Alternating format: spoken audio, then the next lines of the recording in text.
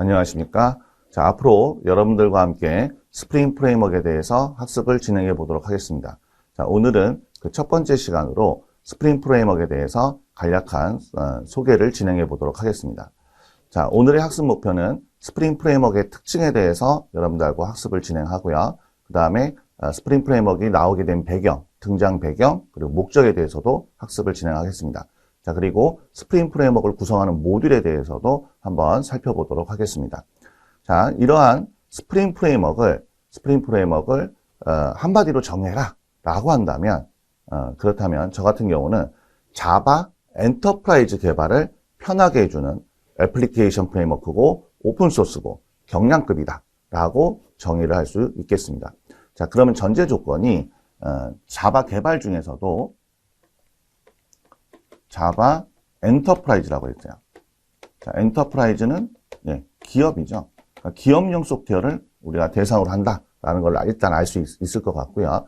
자, 이렇게 자바 엔터프라이즈 기업용 소프트웨어를 만드는데 우리가 오픈소스고 경량급이고 애플리케이션 프레임워크라고 했습니다. 그러면 애플리케이션 프레임워크라는 말은 어떠한 뜻이냐? 자, 우리가 일반적으로 기업용 소프트웨어를 만드는 데 도움이 되는 다양한 라이브러리나 프레임워크가 있습니다. 자, 이러한 라이브러리나 프레임워크는 특정 업무 분야 한 가지 기술에 특화된 목표를 가지고 만들어집니다. 예를 들면 웹을 만들 때 MVC 계층, MVC 구조로 만들어준다거나 스트러치 같은 프레임워크가 되겠죠. 포맷이나 출력 장치를 유연하게 변경할 수 있게 해준다거나 아니면 로그 기능에 특화되어 있거나 또 아니면 간단한 설정만으로 관계형 데이터베이스하고 데이터베이스 연동을 해준다거나 이런 기술들, ORM 기술 같은 게 대표적인 예가 되겠죠.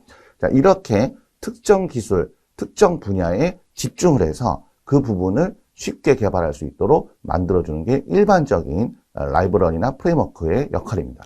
하지만 스프링 프레임워크에서 얘기하는 애플리케이션 프레임워크는 특정 계층이나 기술, 업무 분야에 국한되어 있지 않고 애플리케이션 전 영역을 포괄하는 범용적인 프레임워크라고 볼 수 있겠습니다. 애플리케이션 프레임워크는 애플리케이션 개발의 전 과정을 빠르고 편리하고 효율적으로 진행하는 데 목표를 두고 있습니다. 여러 계층의 다양한 기술을 그냥 모아두어서 그래가지고 이걸 갖다가 애플리케이션 프레임워크라고 하는 건 아니에요. 전 영역을 관통하는 일관적인 어떤 모델, 그 다음에 핵심 기술을 바탕으로 해서 각 분야의 특성과 필요에 맞는 어떤 요구사항들을 충족해주고 있기 때문에 애플리케이션 프레임워크라고 부른다라고 생각하시면 되겠습니다. 그래서 여러분들이 보실 때는 좀 규모가 크구나 라는 생각을 하실 수 있을 거예요. 그래서 자바 엔터프라이즈, 우리가 이제 미션 크리티컬한 이러한 프로그램을 만들 때 주로 이 스프링 같은 프레임워크를 활용하게 됩니다. 자, 이러한 스프링 프레임워크의 또 다른 특징은 경량급이라는 거죠. 경량급이라는 거는 가볍다라는 겁니다. 가볍다라는 뜻인데 여기서 여러분들이 오해하시면 안 되는 것이 가볍다라고 해서 정말 프로그램이 가볍고 그런 거냐? 그거는 아닙니다. 우리가 이제 예를 들어서 이런 거죠. 다른 이렇게 이제 엔터프라이즈 개발을 바탕으로 하는 여러 가지 소프트웨어나 라이브러리 이런 것들과 비교했을 때 상대적으로 가볍다라는 이야기입니다. 예를 들어서 트럭끼리 비교했을 때 그랬을 때 가볍다 이런 거죠. 근데 트럭과 승용차하고 비교하면 그러면 당연히 트럭이 무겁죠. 그러니까 스프링 자체는 기본적으로 조금 무거운데 이렇게 이제 엔터프라이즈 기반의 어떤 라이브러리나 프레임워크와 비교를 했을 때는 가볍다라고 보시면 되겠습니다. 그래서 예전에 스프링 이전에 EJB라고 하는 기술이 있었어요. 엔터프라이즈 자바 빈이라고 해서 스프링 이전의 기술이 있었는데 이러한 EJB를 바탕으로 하는 기술에서는 고가의 무거운 와스를 우리가 구비해야만 프로그램을 개발하고 운영할 수가 있었습니다. 하지만 스프링은 가장 간단한 서버 환경인 톰캣이나 제티 같은 이러한 환경에서도 완벽하게 돌아간다는 것을 확인할 수가 있습니다. 그래서 상대적으로 가볍다라고 보시면 되겠고요. 자, 그 다음에 이렇게 또 이러한 스프링 프레임워크는 오픈소스로서 소스가 공개되어 있다는 얘기죠. 그래서 오픈소스로서 누구나 자유롭게 사용할 수 있습니다. 사실 오픈소스 라이센스는 굉장히 다양합니다. 오픈소스 라이센스도 종류가 굉장히 많아서 그 라이센스를 우리가 읽어보고 법적인 요건을 확인하고 작업을 해야 돼요. 예를 들어서 여러분들이 많이 알고 계시는 GPL 같은 라이센스가 있어요. 자, GPL 같은 라이센스는 어떠한 형식이냐면, 이 GPL 라이센스를 바탕으로 해서 우리가 뭔가를 개발을 하게 되면, 우리가 만든 것도 소스를 공개해야 되고, 그것의 라이센스도 GPL 라이센스가 돼야 돼요. 자, 예를 들면 이런 겁니다. 제가 빵집을 하는데, 누군가 저에게 밀가루를 기부했어요. 그 빵의 원료가 되는 밀가루를 기부했어요. 자, 저는 이 밀가루를 가지고 뭔가 반죽을 하고, 이렇게 해서 맛있는 빵을 만들었다고 가정을 하겠습니다. 자, 이 맛있는 빵을, 자, 제가 이 밀가루가 GPL이었죠. 누군가 저한테 기부하면서 이 밀가루는 GPL이에요. 이렇게 했으면 저는 이 빵도 GPL이 돼야 돼요. 자, 소스, 그러니까 무료로 나눠줘야 되고, 그리고 또 이 빵을 만든 레시피, 그 근원 기술이 되는 레시피도 공개를 해야 됩니다. 소스도 공개해야 되고, 그 다음에 판매도 제가 자유롭게 할 수 없는 그러한 형태가 되겠죠.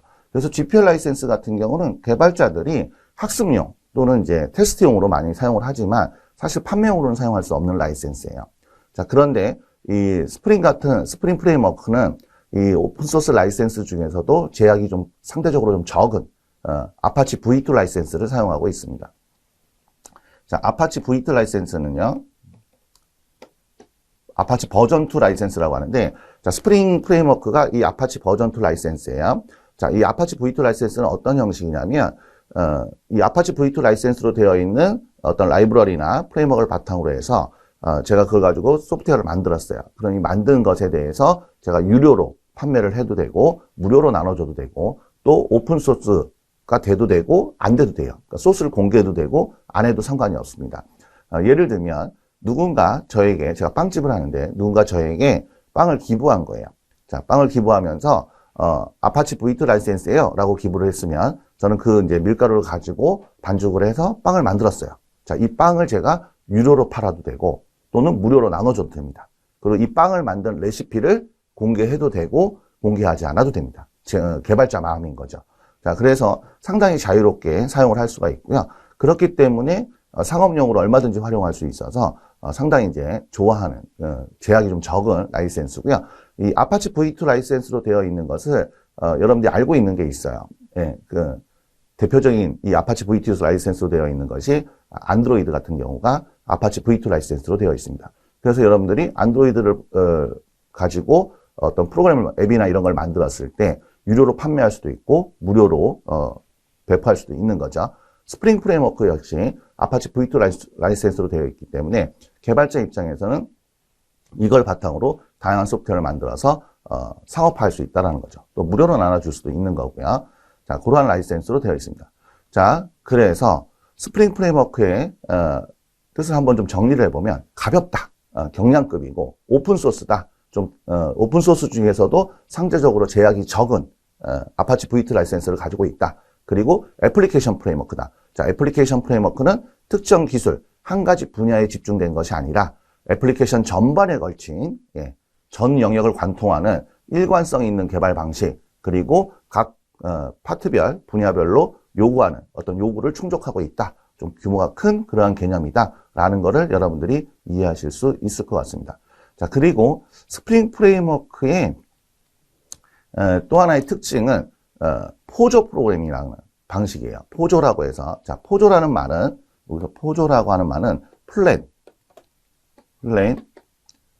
올드, 자바, 오브젝트의 약자입니다. 자, 뭐 한국말로 하면 그냥 평범한 자바 옛날 객체, 뭐 이런 뜻이죠. 예, 평범한 자바 옛날 객체라는 방식인데, 자, 이 포조 프로그래밍을 따르고 있다는 거예요. 자, 이 포조 프로그램에 대해서 설명을 하려면 스프링의 목적과 등장 배경에 대해서 약간 얘기를 해야 돼요. 2000년대 초반에 되게 오래된 얘기죠. 예, 지금이 2023년이니까 20년도 더 된 얘기입니다. 2000년대 초반에 이제 자바가 웹 쪽에서 굉장히 각광을 받으면서 많이 뜨기 시작했어요. 이때 각종 컨퍼런스 같은 것들이 있었습니다. 자바 관련 컨퍼런스에서 자바 프로젝트를 하게 되면, 자, 왜 자바 엔터프라이즈 프로젝트는 자바 2라고 하는데, 우리가 자바 엔터프라이즈 에디션이죠. 자바 2 프로젝트, 엔터프라이즈 프로젝트는 왜 실패하는 확률이 높냐? 그 당시에 IT 관련된 리서치에서 조사한 내용을 보면 한 80% 정도가 자바 프로젝트는 좀 실패를 했다. 이렇게 얘기를 해요. 여기서 말하는 실패는 프로젝트가 드랍되는, 그러니까 취소가 되는 그런 것도 포함을 하지만, 우리가 이제 개발 기간을 못 지켰다거나, 아니면 예산을 못 지켰다거나, 이런 것까지 다 포함을 하는 거예요. 그래서 뭐, 3개월의 개발을 해야 되는데, 딜레이가 돼서 4개월 만에 완성했다. 이것도 성공이라고 보는 게 아니라 실패라고 보는 거죠. 이런 걸 다 포함했을 때, 한 80% 정도가 되더라. 라는 거예요. 왜 이렇게 실패 확률이 높냐? 다시 말하면 10개의 프로젝트라면 8개는, 뭐, 그 중에 하나는 뭐 취소될 수도 있는 거고, 또 뭐 상당 부분은 딜레이 되거나, 아니면 예산을 초과하거나, 이런 문제가 생겼다라는 거죠. 그래서 왜 이렇게 되는가에 대해서, 조사를 해보니까, 그 원인이 엔터프라이즈 시스템 개발이 너무 복잡해서 그랬다. 그러니까 개발하려고 하는 것이 너무 복잡하더라. 이런 얘기예요. 그럼 왜 이렇게 복잡해졌냐? 복잡함의 이유가 있을 거 아니에요. 첫 번째는, 이 복잡함의 첫 번째 이유는 기술적인 제약 조건과 요구사항이 늘어나요. 일단 이 엔터프라이즈 개발이라고 하는 부분이 간략한 프로그램을 만드는 게 아니에요. 엔터프라이즈 시스템이라는 거는 서버에서 동작하고 기업의 조직의 업무를 처리해주는 시스템을 얘기하는 거예요. 자, 이러한 시스템은 예전에는 대부분 이제 회계 쪽 부분만 썼는데 지금은 다양한 분야에서 또 활용을 합니다. 결론적으로 얘기를 하면 이런 핵심 정보를 처리하는 부분들은 대부분 미션 크리티컬한 그러한 임무에서 자바 쪽이 많이 활용이 되고 있다는 거예요. 예를 들면 금융이라든지 원자력, 항공, 국방 이렇게 다루기 힘든 시스템들 있죠. 이런 것들 보안과 안정성까지 고려해야 되고 확장성도 고려해야 되고 이렇게 좀 여러 가지 것들이 요구되는 뛰어난 성능과 뭐 서비스의 안정성이 요구되는 그러한 개발을 주로 하고 있기 때문입니다. 아, 그렇구나. 좀 큰 규모의, 그러니까 자바는 작은 걸 만드는 게 아니에요. 예를 들어서 여러분들이 보통 학습자 같은 경우에서 뭐 일반적으로 프로젝트 같은 것들을 하면 뭐 쇼핑몰 같은 거 만드는 경우가 굉장히 많아요. 개인이 할 때는. 근데 이 자바로 하면은 쇼핑몰을 물론 만들죠. 자바도 프로젝트 할 때 쇼핑몰 만들 수 있어요. 그런데 그거보다는 만약에 자바로 쇼핑몰을 만든다. 그러면 어떤 걸 만드냐면 11번가 같은 걸 만드는 거예요. 예. 그 규모가 틀린 거죠. 그러니까 자바는 기본적으로 큰 프로젝트, 프로젝트를 작업을 한다라고 생각하시면 돼요. 그러니까 복잡함이 늘어나고 제약 조건도 많아지고 요구사항도 많아지게 되는 거죠. 그리고 또 이러한 복잡함을 증가시키는 뭐 여러 가지 이유 중에서 엔터프라이즈 애플리케이션이 구현해야 될 핵심 기능과 그 다음에 또 로직이 굉장히 복잡하기 때문에 기본적으로 그래서 일반적으로 기업 업무 중에서 예전에는 회계 쪽만 이런 것들을 썼다고 그랬잖아요. 회계처럼 복잡한 계산이나 빠른 분석 작업이 필요한 영역에서만 옛날에는 IT 시스템을 활용을 했어요. 근데 시대가 발전하면서 점점 더 다양한 분야에서 또 그리고 다양한 계산을 요구하는 이러한 부분으로 확장이 되었다라고 보시면 되겠습니다. 자, 이렇게 크고 규모가 크고 업무 자체가 힘들고 제약 조건도 많고 그 다음에 요구사항도 많고 자 이러한 프로젝트를 진행하기니까 아무래도 딜레이 되는 경우도 많고 그 다음에 예산이 초과되는 경우도 많고 그러니까 실패 요소가 많아졌다는 얘기죠. 자 이러한 또 그 실패하는 요소들이 많아지는 것을 사람들이 그럼 가만히 있었냐? 그렇지 않죠. 해결하려고 노력을 했어요. 자 그래서 복잡함을 좀 단순화시켜보자. 그래서 컴퓨터가 좀 해줄, 시스템이 좀 해줄 것들은 해주고 개발자가 해줄 것들은 해주고 이런 식으로 좀 나눠보자. 자 이렇게 해서 이 복잡함을 해결하려고 하는 그러니까 우리가 프레임워크 같은 것들을 쓰는 거죠. 그런 노력들을 했는데 첫 번째 그러한 도전이 뭐였냐면 EJB라고 보시면 돼요. 엔터프라이즈 자바빈이라고 하는 EJB가 처음 등장했을 때 이 개발자들이 굉장히 환호했어요. 이런 걸 할 수 있구나. 근데 또 욕도 많이 먹었습니다. 왜 그랬냐? 자, EJB가 궁극적으로 추구하는 게 있어요. 자, EJB가 하고자 하는 게 뭐냐? 한마디로 해라. 그럼 이제 분산 처리 시스템인데, 분산 처리 시스템이 말은 쉽지만 실제로 만들기는 좀 어렵겠죠. EJB는 이러한 것들을 하기 위해서, 이런 기술적인 복잡함을 해결하기 위해서 뭐를 했냐면, 뭐, 여러 가지 핵심 로직에 대해서 좀 분리를 해냈어요. 일부 분리를 해가지고 개발자의 부담을 덜어준 거예요. 그래서 뭐, 선언적인 트랜잭션이라든지, 선언적인 보안, 컨테이너를 통한 리모팅 기술의 적용, 그 다음에 컴포넌트의 컴포넌트 단위의 배치라든지, 그 다음에 JNDI를 통한 검색을 지원한다든지, 이렇게 좀 EJB가 해주는 역할이 좀 많았습니다. 그래서 환호도 받았죠. 근데 단점은, 이 특정한 클래스를 상속받아서, 구현해야 되는 이런 문제들이 있어요. 이 상속이라는 개념은 여러분들이 아마 자바에서 물려받는 개념으로 배우셨을 거예요. 상속은 사실은 좋은 거긴 한데, 물려받아서 쓰니까 우리 확장면에서는 좋지만 상속의 단점이 있어요. 상속을 하게 되면 이 부모 클래스와 자식 클래스가 혈연 관계로 묶이는 거죠. 결합도가 높아지는 문제가 있습니다. 그래서 그런 문제들이 생기게 되는 거죠. 특정한 어떤 클래스를 상속받거나 이렇게 강요하게 되면 자바가 원래 가지고 있는 자유롭게 상속하고 다형성 같은 거 적용하는데 제약이 생깁니다. 그래서 상속이 이렇게 이제 좀 큰 규모를 만들 때는 뭘 강요하면 굉장히 안 좋아져요. EJB가 실패한 거는 그러한 형태라고 보시면 되겠어요. 그래서 EJB의 가장 큰 실수가 뭐냐? EJB라는 틀 안에 자바 코드를 만들도록 강제함으로써 자바 언어가 원래 갖고 있던 객체지향적인 장점, 를 활용할 수 없게 했다. 이런 문제가 생기는 거죠. 그러다 보니까 여러 가지 문제가 이제 나오게 되는 거죠. 그리고 이제 EJB를 돌리려면 앞에서도 잠깐 말씀드렸듯이 와스 같은 고가의 무거운 자바 서버가 어플리케이션 서버가 필요해지는 이러한 상황까지 가게 됩니다. 자, 그래서 이러한 거를 해결하려고 어떻게 했냐? 자, EJB를 대체하기 위해서 나온 게 스프링이라고 보시면 되겠어요. 자, 그래서 스프링에선 그러면 어떻게 해결했냐? 복잡하고 어렵고 무거운 거 똑같은 거 아니냐 상황이. 자, 스프링에서는 비침투적인 방식을 써요.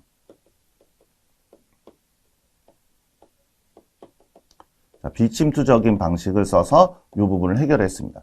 자, 비침투적인 방식이라는 말은 무슨 소리냐? 자, 우리가 어떤 기술을 적용했을 때 그 기술과 관련된 코드나 어떤 규약이 이 소스 코드에 그대로 나오는 거. 이런 걸 우리가 침투적인 기술이라고 그래요. 어떤 기술을 적용하면 그 코드가 이 소스 코드에 그대로 있는 형태. 그런 걸 침투적인 방식이라고 그러는데, 비침투적인 방식은 우리 어떤 기술을 적용했는데 그 기술과 관련된 어떤 제약이나 코드가 소스 코드에 안 보이는 거죠. 따로 분리를 해 놓는 거죠. 이러한 방식이 비침투적인 방식이에요. 그래서 스프링을 학습하는 많은 학습자들이 어렵다고 하는 이유가 코드에 안 보이는 경우가 굉장히 많아요. 이렇게 동작을 하는데 그것과 관련된 것은 설정에 있거든요. 코드에는 없어요. 근데 동작은 또 돼. 코드만 보고 찾아가는 방식으로는 이해하기가 좀 힘들다. 스프링의 원리를 이해하기가 힘들다. 왜? 비침투적인 방식을 사용했기 때문에, 그리고 이렇게 했기 때문에 복잡함을 줄여줄 수가 있는 거죠. 네. 그래서 EJB의 단점인 부분을 스프링에서는 비침투적인 방식으로 해결을 했다. 그리고 포저 프로그래밍 방식으로 해결을 했다라고 보시면 되겠습니다. 그럼 이제 이러한 방식으로 적용을 하니까 우리가 개발할 때는 그냥 옛날 자바 객체, 멤버 있고 생성자 있고 메서드 있는 이러한 형태로 해서 우리가 프로그램을 개발할 수 있게 됐다라고 보시면 되겠습니다. 자, 그러면 다시 한번 지금까지 했던 얘기들을 좀 정리를 해보도록 하겠습니다. 스프링은 경량급이고 오픈소스고 애플리케이션 프레임워크예요. 자, 그리고 이러한 프레임워크가 나오게 된 이유는 자바 프로그램들은 기본적으로 복잡하고 제약 조건이 많고 요구사항도 많은 그러한 형태의 어떤 미션 크리티컬한 프로젝트를 주로 작업을 한다. 예를 들면 금융이라든지 원자력, 국방 이런 시스템에서 주로 활용을 하더라. 그러다 보니까 너무 복잡하고 요구사항도 많아지고 보안이나 이런 것들도 우리가 지켜야 될 것들이 굉장히 많아지는 거죠. 이러한 상태에서 복잡함을 어떻게 줄일 거냐? 이 복잡함을 줄이기 위한 노력으로 예전에 EJB 같은 방식이 있었는데 지금은 그 EJB를 대체해서 스프링이 나왔다. 스프링은 비침투적인 방식으로 복잡함을 제거했다라고 보시면 되겠어요. 그리고 또 스프링에서는 복잡함을 제거하는 비침투적인 방식을 썼고 포조 프로그래밍을 지원한다. 이 포조 프로그래밍이 궁극적으로 그러한 복잡함을 해결해주는 그러한 형태가 된다라고 보시면 되겠습니다.